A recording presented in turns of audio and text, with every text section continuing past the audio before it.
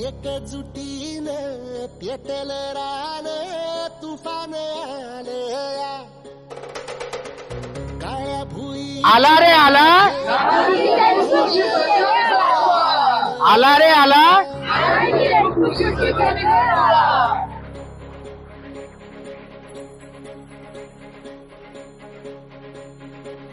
एकजुटीनं पेटल रान काळ्या भुईच्या भेटीला आभाळ ढेगाळ माय मातीच्या ह्या डोळ्यात जागली आस घेऊन हात हातामंदी घेतला लेकरांनी ध्यास लई दिसानी भारल्या वाणी शिवार झालं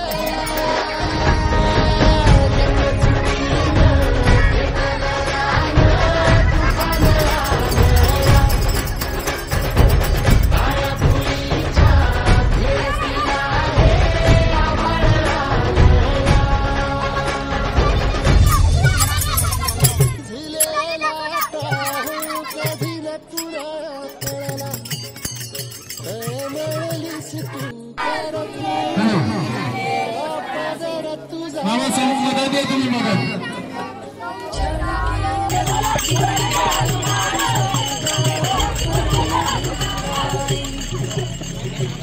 राग किती झाले पाण्याचा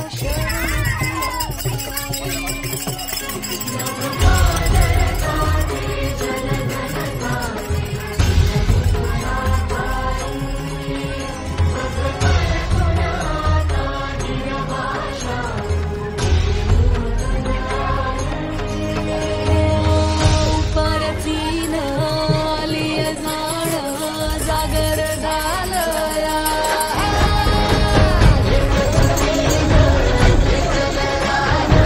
हा प्रकल्प वर्ल्ड बँकेच्या माध्यमातून आपल्या गावामध्ये येत आहे. याचा पैसा वर्ल्ड बँकेकडून येत आहे आणि आपल्या सगळ्यांना माहित आहे आज टेक्नॉलॉजी आपल्या इथं जरी कमी आली असेल, आपल्याकडे जरी मोबाईल नसेल, परंतु आपल्याला माहिती आहे जे मोबाईल वापरतात, गुगल वापरतात, सगळं कुठं काय चालू आहे हे पाहतात. हा प्रकल्प जेव्हा आपल्या गावामध्ये दिलाय, हा प्रकल्प जर व्यवस्थित राबवत आहे तर पुढे जातोय. हा प्रकल्प जर व्यवस्थित राबवत नाही आहेत गावकरी किंवा गावकऱ्यांना याची आवश्यकता नाही आहे तर ते ग्रँड कमी करतात. म्हणजे हा कोणाच्या गरजेवर आधारित आहे? आपल्या. त्यांनी आपल्यासाठी दिलाय, आपण राबवायचं आहे. वर्ल्ड बँक पैसा देत आहे. म्हणजे ताई आता जसं भारत सरकारचा काही पैसा येतोय त्याचं नियोजन तुम्हाला दिसेल मंत्रालयातून होतं.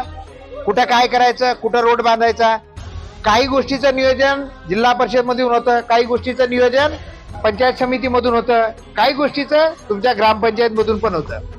हा मात्र एकमेव प्रकल्प असा आहे पैसा मात्र वर्ल्ड बँक देत आहे आणि नियोजन कोणाला करायचं आहे? तुम्हाला. हे नियोजन गावातल्या प्रत्येक लोकाला करायचे आहे. म्हणजे या योजनेमध्ये ज्याच्याकडे जमीन आहे त्याच्यासाठी आहे आणि ज्याच्याकडे जमीन नाही त्याच्यासाठी आहे. दोन्ही लोकांसाठी आहे. भूमिहीन लोकांसाठी सुद्धा हा प्रकल्प आहे. आणि या प्रकल्पामध्ये वर्ल्ड बँकेनं सांगितलंय की टार्गेट नाही. जसं घरकुलाचं टार्गेट किती होतं तुम्हाला? 80. म्हणजे 80चं टार्गेट आहे, पण लोक जास्त असतील म्हणजे काही राहिले ना शिल्लक. राईट. वर्ल्ड बँक म्हणते की आम्ही हा तुमच्या गावामध्ये प्रकल्प घेऊन येत आहोत, याला किती पैसा लागतो, कसा राबवायचा हे तुम्ही ठरवा. गावकरी तुम्ही आराखडा बनवा. तुमच्या गरजा, जसं आरू साहेब आहेत, आरू साहेबाजवळ एक ऍप आहे वर्ल्ड बँकेची, त्यामध्ये कोणाला काय लागतं त्यामध्ये टाका. तुमच्या शिवारामध्ये जसं मग आपण बघितलं की पाणी आपल्यासाठी सर्वात महत्वाचं, मग पाण्यासाठी काही गोष्टी करावं लागेल गावामध्ये. मग कुठं काय करावं लागेल हे बाहेरच्याला माहित आहे का? कुठं सिमेंट नाला बांध करावं लागेल, कुठं खोलीकरण करावं लागेल, कुठं शेततळ करावं लागेल, कुठे ई क्लास असेल तिथं सीसीटी करावं लागेल, एखाद्या शेतात बांधबंदिस्ती करावं लागेल, कुठे जलतारा करावं लागेल, हे तुमच्याशिवाय कोणाला माहित नाही. तर वर्ल्ड बँक सांगते की तुम्हाला जिथं जिथं जे काय करायचं आहे ते आम्हाला कळवा. आणि कसं कळवा? ऍपच्या माध्यमातून. म्हणजे आता तुमच्या गावची ऍप सुरू झालेली आहे. आरू साहेब तुम्हाला दाखवतील. उद्या परवा तुम्हाला 5 दिवस त्यांच्यासोबत बसायचं आहे. हा आजचा पहिला दिवस आहे. हा प्रकल्प कसा राबणार आहे तिथं पूर्ण टाइम टेबल दिलाय. पहिल्या दिवशी आपण काय केली तर मशाल फेरी केली. मशाल फेरीचा उद्देश काय होता? उद्देश एवढाच होता, सगळ्याला माहित व्हावं. अरे काय फिरून राहिले, म्हणजे काहीतरी विचारतील ना उद्या. ज्यांना माहित नाही ते इथे विचारतील की तुमच्या गावात काय चालू आहे. एकामेकामध्ये चर्चा व्हावी, म्हणजे गावातला एक जण पण वंचित राहू नये. हे आराखडा तुम्हाला बनवायचा आहे ऍप मध्ये. तुम्ही जेवढ्या ऍप मध्ये भरणार त्याला मान्यता कोण देणार? या आराखड्याला मान्यता कोण देणार आहे? तर तुमच्याच गावामध्ये एक समिती नेमण्यात आलेली आहे सरपंच महोदय यांच्या अध्यक्षतेखाली, ज्यामध्ये उपसरपंच साहेब पण आहेत. तुमच्यापैकी काही शेतकरी आहेत, काही महिला असेल. तुम्ही या ना, बसा इकडे. या समितीमध्ये जे जे आहेत त्यांना मी विनंती करेल इथं बसा. कुठे साहेब आपण त्यांना जागा देऊ समोर. आतापर्यंत आपल्या अनेक तक्रारी राहायच्या. एखादी योजना आली तर आमच्यापर्यंत आली नाही, एखादं घरकुल आपल्याला मिळालेलं नाही, अनेक गोष्टीपासून वंचित राहतोय, वरून टार्गेट कमी येत आहे. सरपंच महोदयांना किती वाटलं की सगळ्यांना घरकुल द्यावे, पण काही देऊ शकत नाही. आणि मग कदाचित यामुळे क्लासेस पण गावामध्ये होतात. नियोजन वरून ठरतं, त्यांना वाटलं तरी ते काहीच करू शकत नाही आपण. पण म्हणून मुद्दाम ही योजना अशी आहे वर्ल्ड बँकेची की याचं संपूर्ण नियोजन जे आहे, याचा आराखडा जो बनवायचा आहे तो तुम्हाला बनवायचा आहे.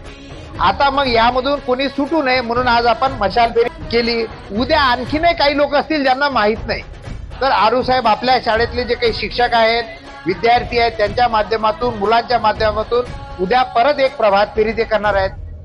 आपल्या मधले दुपारी आता आपल्याला छान, म्हणजे आपलं नशीब सगळ्यांचं चांगलं की मंदिर एवढं सुंदर इथं आहे, बसायला जागा आहे, चर्चा करायला. तुम्हाला या 5 दिवसात चर्चा करायची आहे. म्हणजे आपण बऱ्याच वेळा चर्चा करत नाही, आपल्या गरजा पण माहित नसतात. चर्चा केली तर गरजा माहित पडतात. तुम्हाला आणखीन सुचेल, मला हे पण पाहिजे, मला हे पण करायला पाहिजे, शेतामध्ये फळबाग होऊ शकते. तुम्हाला जे जे काय तुमच्या शेताला गरजा आहेत त्याच्याबद्दल चर्चा करायची आहे, ते ऍप मध्ये भरायचं आहे. तुम्ही सांगितलेल्या सगळ्याच गोष्टी काही सायंटिफिक असतील, काही सायंटिफिक नसतील, म्हणजे आपल्याला काही तेवढं ज्ञान नाहीये, पण आपल्याला जेवढं सुचतं ते मात्र भरायचं आहे. त्या भरल्यानंतर त्यामध्ये काही स्क्रुटिनी होणार, ज्या रास्त गोष्टी आहेत त्या होणार, पण याला टार्गेट नाही आहे. प्रत्येक जणाला गावातल्या मजूर असो, म्हणजे भूमीन असो किंवा जमीन असो, त्याला लाभ मिळणार आहे. तर आपल्याला तो कसा मिळणार? तर पहिले आराखडा बनवायचा आहे. आराखडा तुम्ही बनवणार, तुम्ही येणार आरू साहेबांपर्यंत, तुम्ही इथं चर्चा करणार, तुम्ही तुमच्यातल्या चर्चा करणार. आणि ही समिती जी आहे माझ्यासमोर इथं बसलेली, आपल्या इथली किती जणांची आहे समिती? या इथले आरू साहेब 13 पैकी आता 4 आणि बर. पण मात्र उद्यापासून आता सगळ्या समितीला पण, म्हणजे आता बघा तुमचं पण काम आहे समितीला इथं ठेवणं, आणि समितीचं काम आहे यांना इथं ठेवणं, म्हणजे एकामेकाला बांधून. उद्या काय राहते की योजना खूप चांगल्या प्रकारे आपण राबवतो आणि एखाद्याला लाभ मिळत नाही, आणि मग विनाकारण गावामध्ये वाद होतात. आणि मग या योजनेमध्ये एकदा आराखडा बनवला, तो आराखडा मात्र फिक्स होतो, म्हणजे परत त्याच्यामध्ये बदल करता येत नाहीत. मान्यता कोण दिली? तुम्ही, तुमच्या समितीनं, तुमच्या ग्रामसभेमध्ये. यामध्ये आणखीन एक गोष्ट आहे, एक महिला सभा पण आहे. म्हणजे संपूर्ण आराखडा बनल्यानंतर आपण बऱ्याच वेळा महिलांच्या गोष्टी लक्षातच घेत नाही. आणि महिला इथं जर म्हटलं एखाद्या महिलेला बोला, तर कदाचित आपण बोलणार नाही. पुरुषांमध्ये बोलायची आपल्याला सवय नसते किंवा आपल्या इकडे पद्धत नाही. तर ताई आपल्याला एक स्पेशल महिलांची ग्रामसभा घ्यायची आहे, ज्या ठिकाणी पुरुष एक पण येणार नाही. जो काय आराखडा आपल्या गावामध्ये बनेल तो महिलांना वाचून दाखवायचा आहे, महिलांची विचार पण घ्यायचे आहे, आणि त्यांनी काही बदल सुचवले तर ते पण आराखड्यामध्ये ऍड करायचे. या आराखड्यामध्ये वैयक्तिक लाभाच्या योजना काय काय लागतील याबद्दल विचार मंथन करायचं आहे. तुमच्या संपूर्ण शिवारामध्ये या दरम्यान इथून आपल्याला कधी कधी कळत नाही, तुम्हाला इथं जशी गाव फेरी काढली, शिवार फेरी सुद्धा काढायची आहे. शिवारात फिरायचं आहे, पण जिथं पाणी मुरवायचं, जिथे एखादं शेततळं करायचं तो शेतकरी नाही म्हणणार, जिथं CNB करायचा तो शेतकरी नाही म्हणणार. ते नाही म्हणण्यामागे ते काही जाणून बुजून नाही म्हणत नाही, काही अज्ञान असते किंवा त्याला नुकसान होत असते, तांत्रिक दृष्ट्या त्याला माहिती नसते. पण जेव्हा तुम्ही शिवार फेरी करता तर तुम्हाला कळतं की कुठं CNB झाला पाहिजे, कुठं शेततळं झालं पाहिजे, कुठं मातीनान झाला पाहिजे, कुठं पाणी मुरवण्याच्या गोष्टी झाल्या पाहिजे, कुठं शेताचे धुऱ्याचे बांध झाले पाहिजे, कुठं नाल्या निघाल्या पाहिजे. जेणेकरून शेताचं नुकसान होणार नाही. तर त्यासाठी आपल्याला शिवार फेरी पण करायची आहे. मग ही शिवार फेरी केल्यानंतर तुम्हाला तिथं काय पाहिजे, समजा CNB पाहिजे, सिमेंट नाला बांध करायचा आहे, तर हे ऍप मधून तिथंच त्या जागेचा फोटो काढावा लागणार आहे. तुम्ही कुठं करणार? वर्ल्ड बँक म्हणते नंतर आम्हाला आराखडा ताई नको, हे तुमचं 5 दिवसाचा कार्यक्रम झाला, तुम्ही जे जे काय ऍप मध्ये टाकणार उपसरपंच साहेब ते त्यांना आराखड्यामध्ये जाणार आहे. हा, तुम्हाला शेवटच्या दिवशी बदल करता येईल, परत कमी जास्त करता येईल. तर ती कुठं करायचं मात्र याचं करायचं नाही. तर पहिले काय व्हायचं की 5 CNB घ्यायचे, पण कुठं करायचे माहितच नाही. मग आपण लाभार्थी शोधायचो आणि ज्याच्या शेतात करायचं तो म्हणायचं मला करायचं नाही, मग काम व्हायचं नाही. आणि एखादा करायचा आहे तर तो नियोजनामध्ये नसायचा. तर या ठिकाणी आपल्याला कोणाला फळबाग पाहिजे, कोणाला काय गोष्टी करायच्या आहेत तर त्या ऍपमध्ये आपल्याला नोंदायच्या आहेत. त्यासाठी सगळ्या नवीन मुलांची मी म्हणेल की विशेष आपल्याला मदत पाहिजे. ज्यांच्यावर मोबाईल राहतात त्यांनी पण शिकून घ्या, कारण तुमच्यासाठी अनेक गोष्टी इथं असणार आहे. म्हणजे आपण सांगितलं भूमिहीनासाठी गोष्टी आहेत, आराखड्यामध्ये टाका. गावामध्ये काय पाणी मुरवण्यासाठी जेणेकरून गावाचं पाणी मुरेल, त्या ज्या गोष्टी करता येईल पुढच्या 5 वर्षात त्या गोष्टी त्याच्यामध्ये टाका. ते त्याच्यामध्ये एकदा आराखडा बनेल. त्यापुढे आणखीन एक महत्वाची गोष्ट आहे की आपण पाहतोय आपली संख्या वाढून राहिली, पण जमीन वाढते का? आता आपल्याला माहित आहे की बापाकडे जर 10 एकर जमीन होती, 2 पोरं झाले तर 5-5 एकर आली. कदाचित त्याचे पोरं झाले तर कमी होऊन राहिलेली आहे. पोराला आपण कॉन्व्हेंट मध्ये पाठवतोय, आणखीन शिकवतोय, नोकरी लागायची हमी आहे, पुढे लागणार नाही. अजून नोकऱ्या एवढ्या होणार पण नाही येतात. नशिबाने एखाद्याला लागेल, हुशार असेल तर लागेल. तर या प्रकल्पाअंतर्गत ती पण व्यवस्था करण्यात आलेली आहे. आता आपल्याला जसं मी बगर शेतीचं सांगितलंय, परंतु आपल्या पुढच्या पिढीचा पण प्रश्न आहे. म्हणजे एकदा पाणी लागलं, एकदा सगळ्या गोष्टी केल्या म्हणजे होणार नाहीये. म्हणून या प्रकल्पाला नाव पण काय दिलेलं आहे? कृषी संजीवनी प्रकल्प. संजीवनी देणारा हा प्रकल्प आहे. म्हणजे काय होणार आहे की आता ही पिढी आहे, नोकरी लागणार नाही, पण या माध्यमातून, या प्रकल्पाच्या माध्यमातून उद्योगाला सुद्धा चालना देण्यात येणार आहे. म्हणजे काही जणांना वाटलं की उद्योग सुरू करायचे, ते सुद्धा या प्रकल्पातून करता येतात. 4 जणांना एकत्र येता येते. एखाद्याला वाटलं की एखादी कंपनी स्थापन करायची आहे शेतकऱ्यांची, ती स्थापन करता येते. त्या कंपनीसाठी एखादा उद्योग उभारायचा आहे गावामध्ये, आपल्या गावात जी आपण पिके घेतोय त्याच्यावर आधारित उद्योग उभारायचा आहे, ते सुद्धा त्यांना करता येते. आपल्याला दिसते की आपला माल खराब होतोय, आणखीन गावामध्ये गोडाऊनची व्यवस्था करायची आहे. 2-2, 4-4, 10 शेतकऱ्यांना एकत्र यायचं. आणि गोडाऊन काय घात असला पाहिजे असं नाही आहे. शेतात आज गोडाऊनची आवश्यकता आहे. माल वेळेवर आणता येत नाही, माल तिथं खराब होतोय. 2-2, 4-4 शेतकऱ्यांमधून एखादा गोडाऊन करायचा आहे, तसे गोडाऊन आपल्याला तिथं करता येतील. वेगवेगळ्या साईजचे पण करता येईल. असा मोठाच बांधला पाहिजे असं पण नाही, शेतामध्ये त्याची आवश्यकता नसते, ते करता येतात. प्रक्रिया उद्योग आपल्याला करता येतात. मार्केटिंग संबंधी कसं करायचं याचं सुद्धा प्रशिक्षण देण्यात येणार आहे. म्हणजे गावाच्या विकासासाठी ज्या ज्या गोष्टी लागतात त्या सगळ्या गोष्टीचा आराखडा आपल्यालाच करायचा आहे. आता होऊ शकते की काही गोष्टी आपल्याला माहित असतील, आपण काही ज्ञान घेऊन इथं आलेलं नाहीये, पण तुम्हाला कमीत कमी ज्या माहित आहे त्यामध्ये टाका. या ट्रेनिंगचे हे जसजसा प्रकल्प पुढे जाणार आहे तर काही तज्ञ मार्गदर्शक तुमच्या गावामध्ये आणणार आहोत. या प्रकल्पाच्या माध्यमातून, वर्ल्ड बँकेच्या माध्यमातून ज्यांनी काही उद्योग उभारले त्यांना मध्ये मध्ये आणणार आहे. कारण आपल्याला करावं वाटते की आता या पोरांना असं वाटते की मला उद्योग करायचा, पण ज्ञान नाही. ज्ञान असलं तर अनुभव नाही. कारण बगर अनुभवाशिवाय जर एखादा उद्योग करतो म्हटलं खड्ड्यात जाणं आहे. तर त्यासाठी सुद्धा कोणाला प्रशिक्षणाला पाठवायचं आहे, आणखीन त्या कुठं ट्रेनिंगला पाठवायचं आहे, बाहेरच्या तज्ञांना बोलवायचं आहे, त्यासाठी सुद्धा वेगवेगळ्या व्यवस्था उभ्या राहणार आहे. परंतु आता हे सगळं राबवणं कोणाच्या हातात आहे? याची चाब्या कोणाच्या हातात दिलेल्या आहेत? तुमच्या. म्हणजे याची मान्यता जी आहे, तुम्हाला जे आराखड्यामध्ये घेत आहे आणि त्याला मान्यता कोण देणार आहे? तर तुमच्याच गावातली समिती. याला शासन मान्यता देणार नाही. तुमची ही जी समिती आहे बसलेली, ही समिती मान्यता देणार. आणि या समितीच्या हातात आणखीन असं शस्त्र दिलंय की टार्गेट नाही. म्हणजे तुम्ही कोणाचं नुकसान करणार का? नाही. म्हणजे हे ज्याचा अर्ज आला त्याला देतील, परंतु आराखड्यात तर टाकावं लागेल. किती रुपये लागते याचा हिशोब बांधावा लागेल. कारण शेवटी ताळेबंद सर्वात महत्वाचा आहे. आपल्याला पैशाचा पण ताळेबंद या प्रकल्पात लावायचा आहे की किती पैसे लागतील हे वर्ल्ड बँकेला कळवावं लागेल. ते ऍपच्या माध्यमातून जाणार. तुम्ही जे जे टाकणार इथं किती लागतं ते जाणार आहे. वैयक्तिक काही योजना किती लागणार आहे ते जाणार आहे.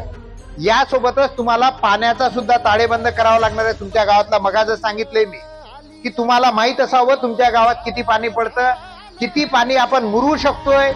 सध्या मगा सांगितले 10-20% पाणी फक्त आपण मुरतोय, बाकीचं वाहून जातं. मग जे वाहून जातं त्याला मुरवण्यासाठी आपण काय करू शकतोय, त्याच्यासाठी काय योजना राबवायच्या, ते मुरलं तर किती पाणी आपल्या गावात मुरेल, मग त्याच्यातून कोणतं पीक घेऊ शकतोय, त्याचा सुद्धा हिशोब तुम्हाला लावावा लागेल. आणि त्याचा हिशोब लावण्यासाठी सुद्धा ऍप आहे. म्हणजे बऱ्याच गोष्टी आपल्याला कॅल्क्युलेट करता येणार नाही, पण नवीन पोरं जे आहेत मी त्यांना विनंती करेल की आरू साहेबांना उद्या भेटा, त्यांच्याजवळ ती ऍप आलेली आहे, ते समजून घ्या कसा ताळेबंद राहते. कारण पुढे प्रकल्प संपल्यानंतर सुद्धा हे तुमच्या गावामध्ये चालू राहावं अशी वर्ल्ड बँकेची अपेक्षा आहे. म्हणजे 5 वर्ष तुमच्यासोबत ते काम करणार, परंतु 5 वर्षांना आपलं भागेल का? नाही, ते फक्त एक सवय लावेल. वर्ल्ड बँक काही गोष्टी नवीन शोधल्या त्या तुमच्यापर्यंत आणतंय, त्यासाठी ते सबसिडी पण देत आहे. हे काही स्वतःहून तुमच्या गावापर्यंत इथं आलं, मग आता आपलं काम आहे आपल्याला 4 पावलं पुढे जात. आणि हे मात्र सगळं जाताना हे प्रकल्प तेव्हाच शक्य होणार आहे. वर्ल्ड बँकेचं म्हणणं त्यांच्यासाठी तेव्हाच हे चांगला प्रकल्प यशस्वी झाला असं ते म्हणतात जेव्हा या गावातील प्रत्येक माणसाला त्याचा लाभ मिळाला. आता प्रत्येकापर्यंत लाभ मिळवणं हे फक्त या समितीचंच काम आहे का?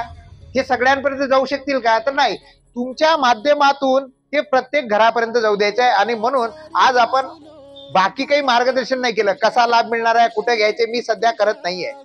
फक्त गावामध्ये चर्चा व्हावी याच्यासाठी आजची आपली पहिली सभा होती.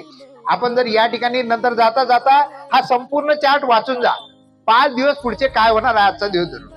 आजच्या दिवसाला इकडे लिहिले त्यांनी 0 दिवस, म्हणजे आज काहीच करायचं नव्हतं, आज फक्त चर्चा करायची होती, मशाल पेटवायची होती, प्रत्येकाला माहित पडावा आपल्या गावात काहीतरी नवीन आलेलं आहे.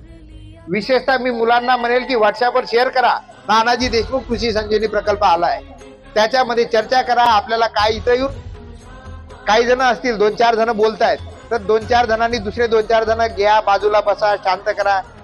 त्यांनाही काहीतरी दुखणं असतं ते ऐकून घ्या, परत आपल्या चर्चेवर या. म्हणजे याच्यामध्ये होऊ शकते अडथळे काही मध्ये येतील, कारण प्रत्येकालाच माहित असायचं नाही.